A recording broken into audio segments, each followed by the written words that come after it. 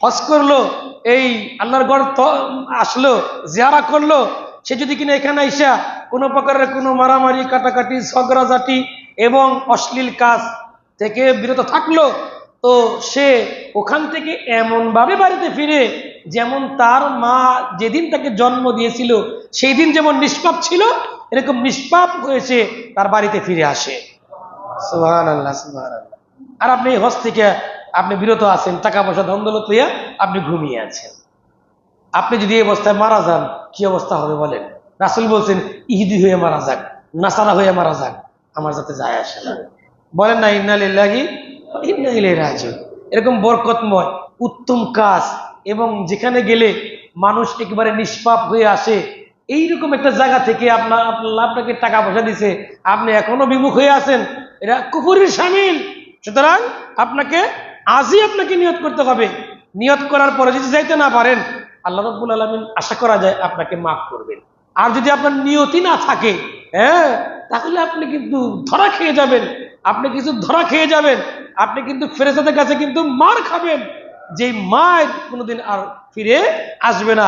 সেখানে এমন ফেরেশতা সে চোখেও দেখে না, সে কানেও শুনে না, আশ্চর্য ফেরেশতা। আপনাকে যে মারবে তার কোনো মায়া দয়া লাগবে না, নির্দয় কঠোর ফেরেশতা। তাদেরকে কি করা হয়েছে? নিযুক্ত করে রাখা হয়েছে। প্রিয় মুসল্লি ভাইয়েরা আমার, সুতরাং সবাই সতর্ক হন, সাবধান হন। শুধু তাই নয়, দারিদ্রতা দূরীকরণে নিশ্চিতভাবে দারিদ্র দূর হবে, নিশ্চিতভাবে গুনাহ মাফ হবে এবং নিশ্চিতভাবে জান্নাতের নিশ্চয়তা হবে। যেই কাজ করলে সেটা হলো এই হাজ্জুম মাবরুর, কবুল হজ। বলেন না সুবহানাল্লাহ। ওইখানে গেলে দারিদ্র বিমোচন হয়, ওখানে গেলে গুনাহ মাফ হয়, ওখানে গেলে আর কি হয়? জান্নাত নিশ্চিত হয় এবং নিষ্পাপ হয়ে সে বাড়িতে ফিরে আসে। হাদিসের মধ্যে এমন ভাবেই বলা হয়েছে, রাসূল বললেন তাবিউ বাইনাল হজ্জি ওয়াল উমরা, তোমরা হজ করো উমরা করো, সাথে সাথে হজ করো উমরা করো। ফা ইন্নাহা ইয়ানফিয়ানি আল ফাকরা, কেননা এর দ্বারা দারিদ্রতা দূর হয়। দুটি জিনিস, দারিদ্রতা দূর হয় আর কি? ওয়াজুনুবা, এবং সমস্ত গুনাহ খাতা আল্লাহ মাফ করে দেন। বলেন না সুবহানাল্লাহ। শুধু তাই নয়, কামা ইয়ানফিল কির, যেমন হাপর বা আপনার এটাকে বলা হয় রেত দিয়ে যেমন করাত ধার করে না, জং দূর করে। ওই দেখবেন যারা নাকি হাতুর বাটাল দিয়ে, এই যে কাঠ মিস্ত্রিরা যখন নাকি ঝং করে যায় অনেকদিন কাজ না করলে, রেত দিয়ে কি করে? ধার করে। তার মানে কি? জং ধরে গেছে, জংকে দূর করে। ঠিক এরকম ওই হজ মানুষের যে গুণাগুলো আছে এগুলো কি করে? ওই যে স্বর্ণ এবং রূপার মধ্যে যেমন ঘষে ঘষে সাফ করে ময়লা দূর হয়ে যায়, একটা মানুষের মধ্যে যেমন গুনাহ পাপ রাশি থাকে, এই হজের মাধ্যমে ওগুলো এইরূপ ভাবে দূর হয়ে যায়। বলেন না সুবহানাল্লাহ।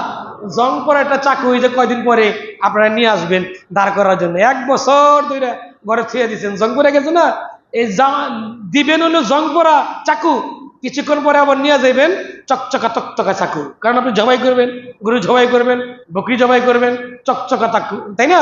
ঠিক এরকম একটা মানুষ গুনাহ থেকে মাপ হয়ে সেরকম চকচকা তকতকা হয়ে সে বাংলাদেশে ফিরে আসবে।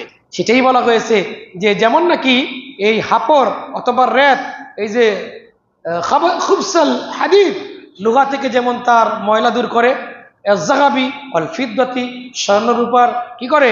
এরকম ময়লা দূর করে। এরকম এই হজও তার কি করে? তার এই ময়লা দূর করে দেয়, হজ এবং উমরা। ওয়ালাইসা লিল হজ্জ মাবরুর, এবং হজ্জ মাবরুর যার হবে, হজ যার কবুল হবে, এর কোনো প্রতিদান নাই, এর কোনো প্রতিদান দিতে পারবে না, কেউ দিতে পারবে না পৃথিবী। এবং এটা ঘোষণা করা হয় নাই কত দিবে। রাসূল বললেন ইল্লাল জান্নাহ, জান্নাত ছাড়া অন্য কোনো প্রতিদান হতেই পারে না। এর একমাত্র পুরস্কার সেটা কি? জান্নাত। বলেন না সুবহানাল্লাহ, সুবহানাল্লাহ। এরপর আপনি হজ করবেন না? আপনি হজ থেকে দূরে আছেন, আশ্চর্য মানুষ আপনি। সপ্তম আশ্চর্য যদি থেকে থাকে, আমি বলবো আপনি অষ্টম আশ্চর্যের মানুষ। যে আপনি মুসলমান দাবি করেন, আপনি একজন ধনবান মানুষ, আপনি দাবি করেন আল্লাহ আপনাকে ধনবান বানাইছে, কেমন আপনাকে নিরাপদে যাওয়া আসার খরচের মালিক বানিয়ে দিয়েছে, অথচ আপনি বসে আছেন। ইবনে কাসির তাফসীর করেছেন, কোরআনের মধ্যে সরাসরি এসেছে আল্লাহ এটাকে কুফরের শামিল করেছে, আর আপনি এখনো বসে আছেন। ইন্না লিল্লাহি ওয়া ইন্না ইলাইহি রাজিউন। যাদের টাকা আছে এখনো বসে আছেন কিসের অপেক্ষায়? ছেলে বিয়ে করাইবেন, মেয়ে বিয়ে দিবেন, এই অপেক্ষায়। আপনি যদি কিনা এখন কবরে যান তখন তাদের কি বিয়ে হবে না? তাদের কি বিয়ে হবে না? ধুমধামে বিয়ে হবে আপনি না থাকলে। আপনি থাকলেই কম টাকা খরচ হবে, আপনি মারা গেলে আপনার টাকা দিয়ে বেশি করে সে কি করবে? এই যে 1000 টাকা থেকে গেছেন এগুলো আরো খরচ হবে বেশি করে। সাম্প্রতিক আজকে একটা বিয়ের ডেট আছে আমাদের জানা মতে, বাবা মারা গেছে, বুঝছেন, বাবা মারা গেছে। যাই হোক, ওনারা বলছে এটা খরচ কর, 20 লাখ টাকা খরচ। মা কাঁদতেছে, বলতেছে তোর বাবা আরেকজন সন্তান রেখে গেছে, আরেকজন সন্তান রেখে গেছে, তোমার এবং তোমার ছোট ভাইয়ের এই টাকাগুলো ফুরাইও না, বাবা কামায়াত হয়ে গেছে আর কি। সে 20 লাখ টাকা খরচ করতেছে, আজকে মা কাঁদতেছে। আমাদের কাছাকাছি মানুষ ভাইয়েরা আমার। সুতরাং এই যে হজ না করে তো সে তারা মারা গেছে, হজ না করে মারা গেছে, তাহলে এখন দুমদামে হচ্ছে না? আমার বিশ্বাস তার বাবা বেঁচে থাকলে সে 20 লাখ টাকা খরচ করতো না, হয়তো সন্তানের জন্য 2, 4, 5 লাখ টাকা 7 লাখ টাকা খরচ করে এই কাজটা করলো। প্রিয় ভাইয়ের আমার, এটা চাক্ষুষ বলতেছি, বাস্তবতা বলছি। আমি তো একটা বলছি, আপনার কাছে 10টা উদাহরণ আছে। আপনার কাছে কি আছে? 10টা উদাহরণ রয়েছে। সুতরাং সতর্ক হন, সাবধান হন। আপনি কার জন্য চিন্তা করতেছেন? বিয়ে করাইবেন, বাড়ি করবেন, এরপরে আপনি হজে যাইবেন, বাড়িরটাই বিষয় আছে। হ্যাঁ, বাড়ি করতে পারেন, বাড়ি আপনি শুরু করছেন, এখন আপনি এই বছর না গেলেও কোনো সমস্যা নাই, কিন্তু আপনি আগামী বছর, কারণ বাড়ির ছাদ দিতে হবে আপনার। হ্যাঁ, আপনার যে স্ত্রী রয়েছে, আপনার সন্তানাদি রয়েছে, তাদেরকে নিরাপদে রেখে যেতে হবে। এটা কি হজের একটা, হ্যাঁ, এটা একটা এখানে শর্ত রয়েছে, আপনার পরিবার পরিজনকে একেবারে নিরাপদে রাখতে হবে। সুতরাং যেহেতু বাড়ি করতেছেন, ছাদ দেন নাই, এখন আপনি না যেয়ে পরের বছর যান, আপনার গুনাহ হবে না। এই ব্যাপারে কি রয়েছে? এই ব্যাপারে কথা রয়েছে প্রিয় ভাইয়ের আমার। সুতরাং এই ব্যাপারে হজে না গেলেও, এই জিহাদে না গেলেও আপনাকে কি বলবে না যে চলেন আপনাকে জিহাদ ফরজ এখন যেতে হবে, কিন্তু আপনি ঘরের ছাদ দেন, আগে ঘরের ছাদ দেন। জি, ওই ব্যাপারে আপনার জন্য ছাড় আছে, অন্য কোনো ব্যাপারে ছাড় নাই। তাহলে একমাত্র জান্নাত। আরে হাদিসে বলা হয়েছে যে নাকি হজ করলো গুফিরা লাহু মা তাকাদ্দামা মিন যামবি, তার পূর্বের সমস্ত গুনাহকে আল্লাহ তাকে ক্ষমা করে দিলেন। বলেন না সুবহানাল্লাহ, সুবহানাল্লাহ। প্রিয় ভাইরা আমার, এতগুলো কথা বলতেছি, আপনার মন যদি কিনা এরপর না গলে আর কবে গলবে আল্লাহই ভালো জানে, আল্লাহই ভালো জানে।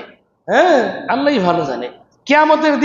কিয়ামতের দিন যারা নাকি ওখানে গিয়ে তালবিয়া পাঠ করে, মনে করেন নিয়ত করছে হজে যাচ্ছে, অলরেডি রওনা দিছে, এহরাম পড়ছে, সে মারা গেল, তার কি অবস্থা হবে? আল্লাহ নবীর সাথে এরকম সাহাবীরা চলছিলেন, হজে যাচ্ছে, এহরাম বাঁধা অবস্থায় ওই ঘোড়ার থেকে পড়ে মাথাটা, ঘাটটা মটকে সে মারা গেল। আল্লাহ নবী বললেন, ওরা গোসল দাও, ওরা ভালো করে গোসল দাও। এহরাম অবস্থা যেহেতু মারা গেছে, তাকে কি করো? ভালো করে গোসল দিবা, এরপরে 2টা কাপড় দিবা, তারে 2 কাপড়ে দিতে হবে, 3 কাপড় না। এহরাম অবস্থা যদি সে মারা যায়, কাপড় হবে কয়টা? 2টা কাপড়ে। এবং তার কি করতে হবে? তাকে সুগন্ধি লাগাবে না। আপনারা কি হজে যখন ইহরাম বাঁধেন সুগন্ধি লাগানো যায়?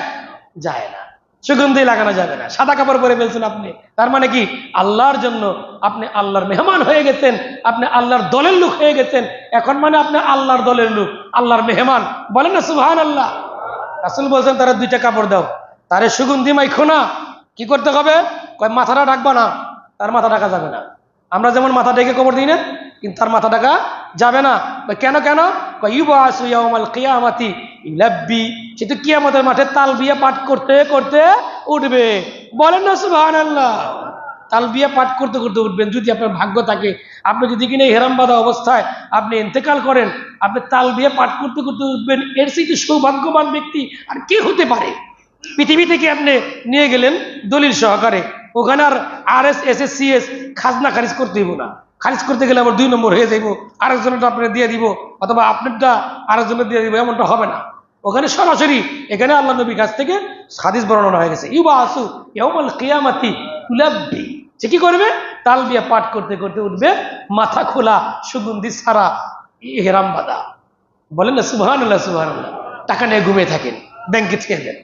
হ্যাঁ, টাকা নিয়ে ঘুমিয়ে থাকেন, ব্যাংকে থেকে দেন, পোলা বিয়ে করাইবেন, মেয়ে বিয়ে করাইবেন। আরে ছেলে মেয়ের বিয়ে শাদী এগুলো আল্লাহ লিখে রাখছে, কবে, কোথায়, কখন হবে, কিভাবে হবে, আপনি কত টাকা খরচ করবেন, সব লেখা আছে, কোনো সমস্যা নাই। আর আপনি যদি হজ না করে রাইখা যান, ও ডাবল করে খরচ করবো, দেখবেন খালি ফাল পারবো, দাপ পারবো, আর খালি খাইবো। ইন্না লিল্লাহি ওয়া ইন্না ইলাইহি রাজিউন।